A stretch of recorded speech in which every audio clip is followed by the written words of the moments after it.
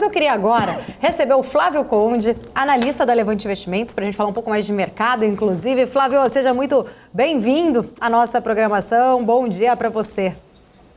Bom dia, Paula. Obrigado por mais esse convite. Obrigada. Flávio, queria entrar um pouco mais em assuntos de mercado contigo. Hoje a gente vai ter alguns resultados, né?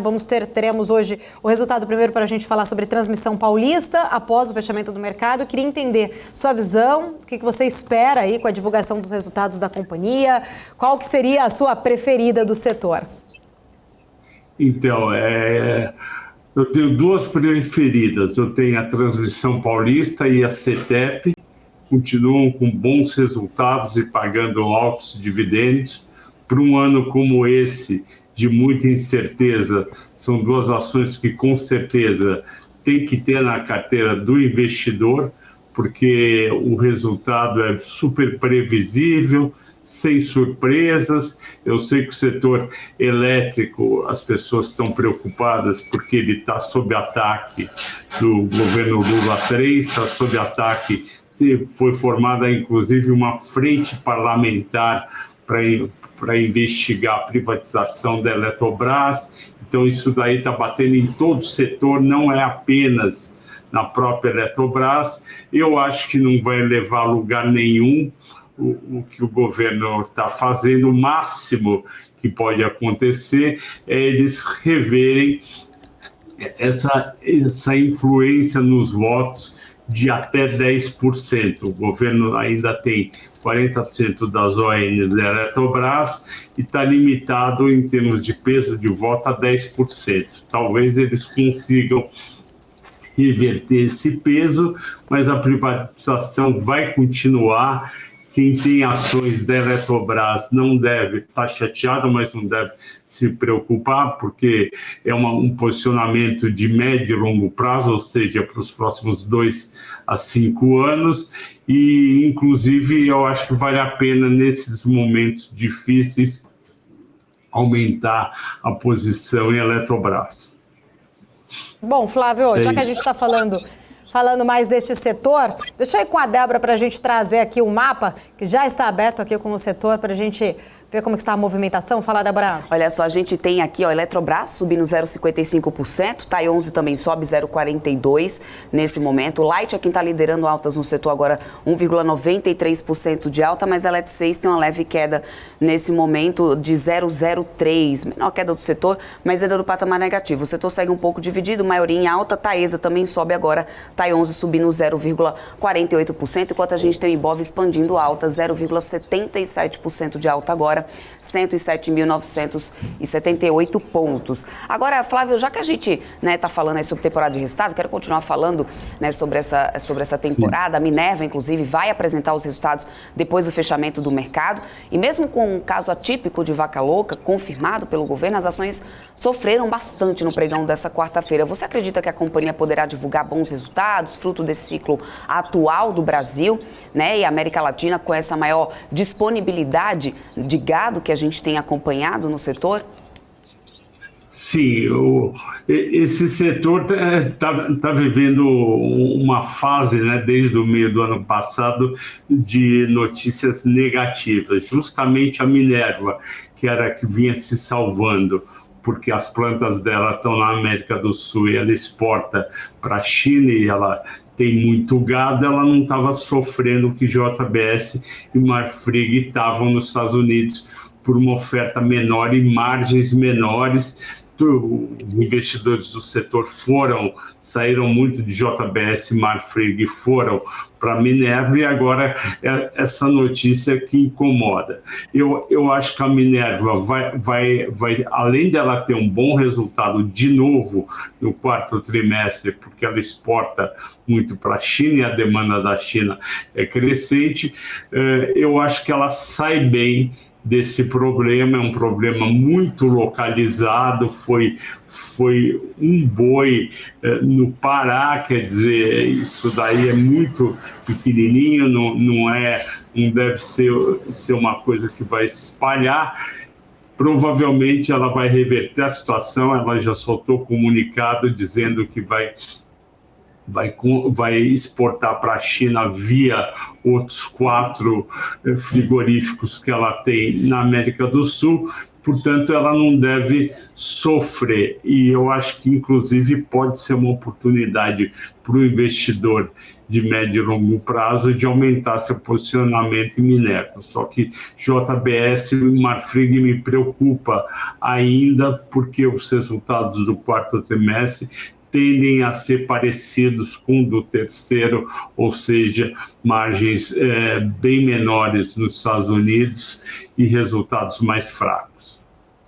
Tá ok. Flávio, deixa eu trazer aqui o professor Alexandre Cabral, ele está aqui também no nosso estúdio, ele vai fazer um quadro aqui para poder falar com o professor Cabral, mas deixa eu só atualizar vocês enquanto isso no mercado, a gente tem, olha só, o setor de frigoríficos em alta, 2,81%, já que a gente estava falando, inclusive Minerva está expandindo essa alta, 2,98% de alta, 11,74 centavos é o que a gente tem agora no papel de Minerva que, né, tem agora no ano acumulado uma queda de 9,49%, apesar dessa alta de hoje, como o Flávio muito bem lembrou, desde o meio do ano passado a gente tem um setor enfrentando aí notícias negativas. BRF também sobe agora, Marfrig sobe 0,16, BRF era a única que caía, agora também inverteu para o patamar positivo, todo o setor segue em alta, JBS também, mais de 2% de alta agora. Agora sim, a gente tem o professor Cabral também para poder falar aqui com o Flávio, ele que pediu aqui para poder também participar dessa conversa, viu, Flávio, professor Cabral?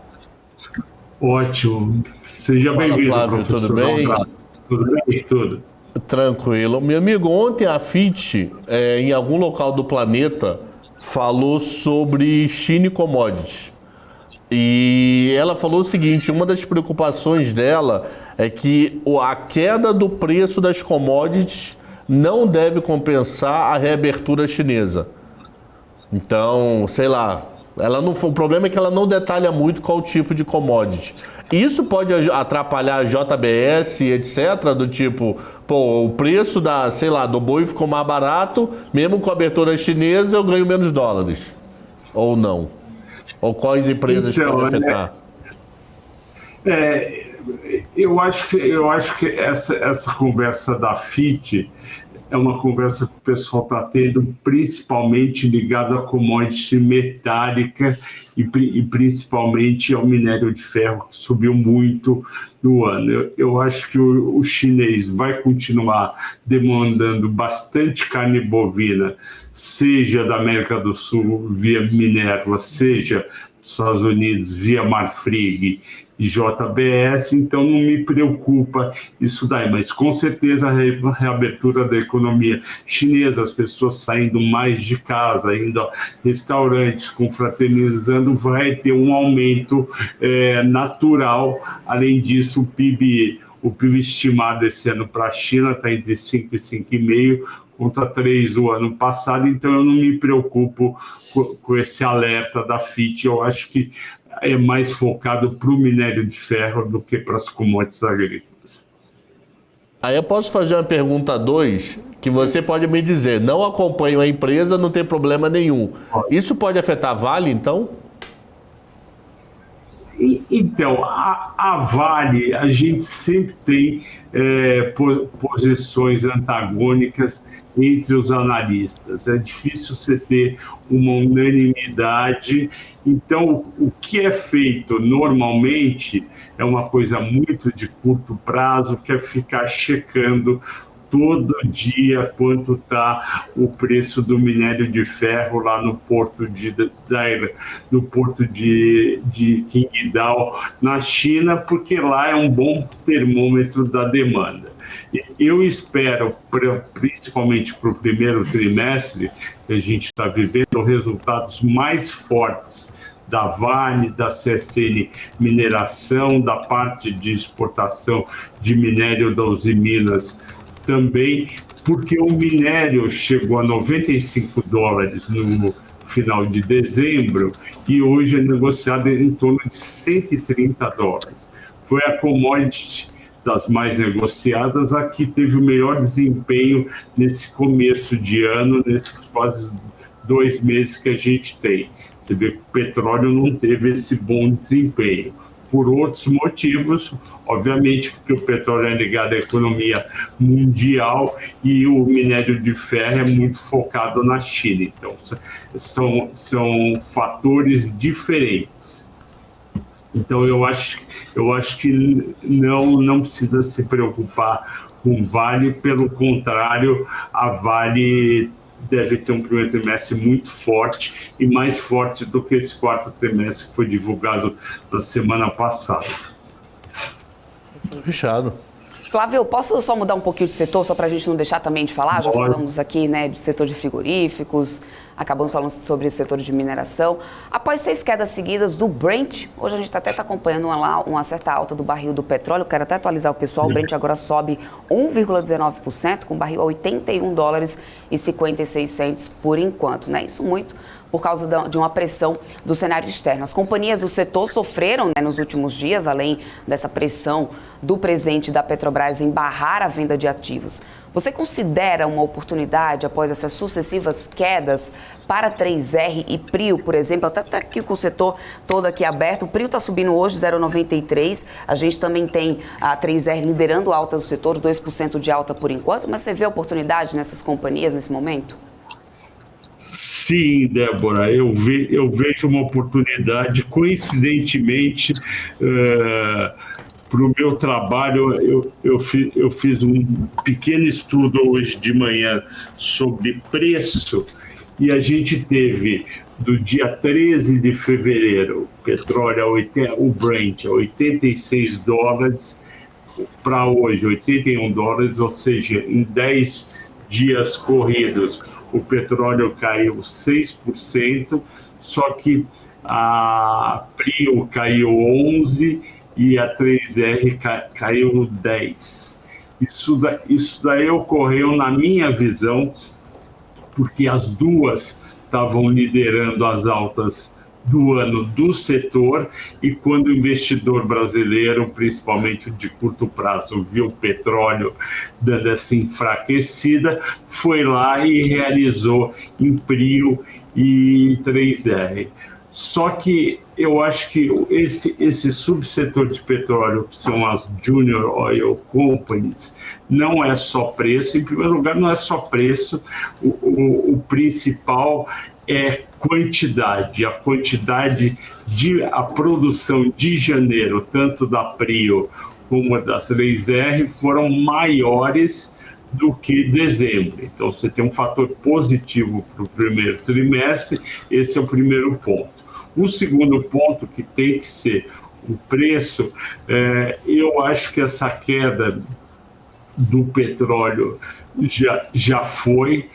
Eu acho que foi um exagero, porque você teve, nesse período também, a Treasury de 10 anos, os juros americanos de longo prazo, indo de 3,72 para 3,93.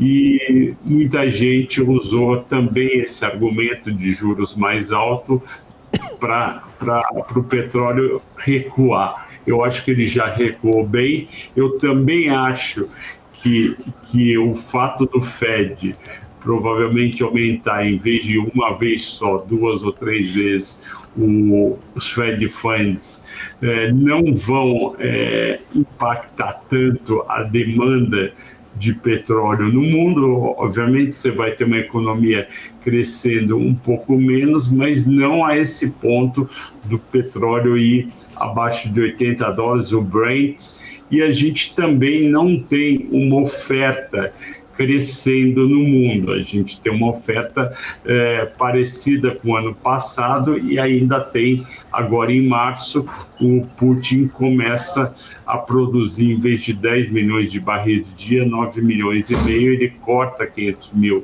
barris na produção, justamente porque ele quer aumentar o preço do petróleo e, entre aspas, prejudicar o Ocidente. Então, eu acho sim, respondendo a sua pergunta, eu acho uma oportunidade tanto em 3R como em Prio no nível atual. E me preocupo com Petrobras, porque a gente tem a nova a nova diretoria, com o novo presidente. O quarto trimestre vai ser divulgado dia 1, o resultado deve vir muito bom, só que a gente não sabe qual vai ser a nova política de dividendos. Até o terceiro trimestre estava sendo distribuído 100%, praticamente 100% do lucro líquido.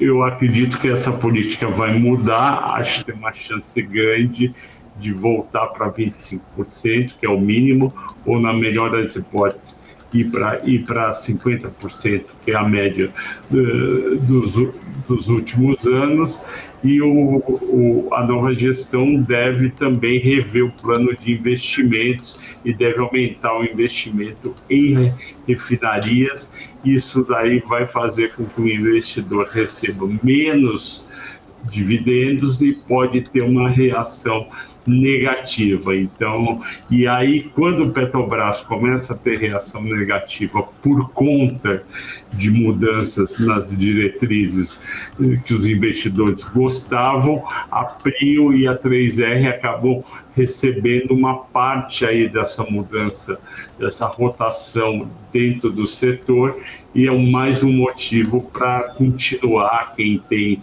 com 3R e Prio, quem não tem, é um motivo aí a mais para aumentar a posição nesse período de petróleo perto de $80. Flávio, quero trazer aqui também um outro tema, né, para a gente conversar, para a gente falar mais.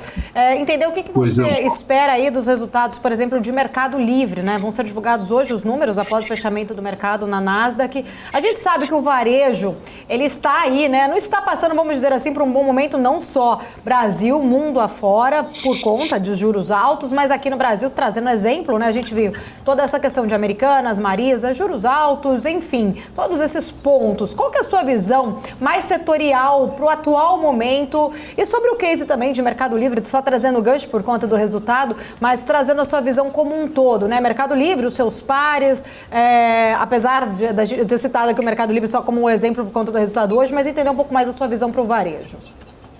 Tá, começando pelo Mercado Livre, o Mercado Livre vem com resultados negativos há muitos trimestres. Ele surfou aquela onda lá atrás, em 2020, quando estourou as vendas pela internet, pelo e-commerce, por conta da pandemia. E o modelo de negócio dele, que é interessante, caiu muito o resultado. Ele também cresceu na época, então ele ficou com uma estrutura para uma receita maior que não veio, e com isso as margens caíram bem. A gente está fora, a gente nunca entrou em mercado. Desculpe, eu confundi com Melius, perdão. Voltando para Mercado Livre, a gente gosta de Mercado Livre, acha que Mercado Livre junto com Via vão ser os dois principais beneficiados pela fraqueza das Americanas. Então isso é importante, deve vir um resultado razoável para bom no quarto trimestre e, portanto, a gente está animado com o Mercado Livre. A gente tem dúvidas um pouco dos resultados da Via e da Magalu. Essa a gente tem um pouco mais de dúvida, porque a estrutura de custo e despesa é mais pesada nessas duas. E no caso do setor de varejo como um todo, a nossa preocupação é a restrição do crédito, porque o setor de varejo, principalmente no quarto trimestre e no primeiro trimestre, ele consome muito caixa, ele depende de financiamento dos bancos para continuar rodando no nível de vendas que a gente está acostumado, e então a gente deve ver um primeiro trimestre bem difícil em termos de queima de caixa para as empresas do setor.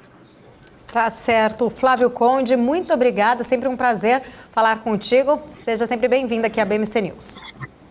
Eu que agradeço você, Paula, Débora e o professor pela participação. Estamos aí. A Levante está sempre à disposição de vocês. Obrigada, até mais. Tchau, tchau. Vamos Até mais. seguindo aqui.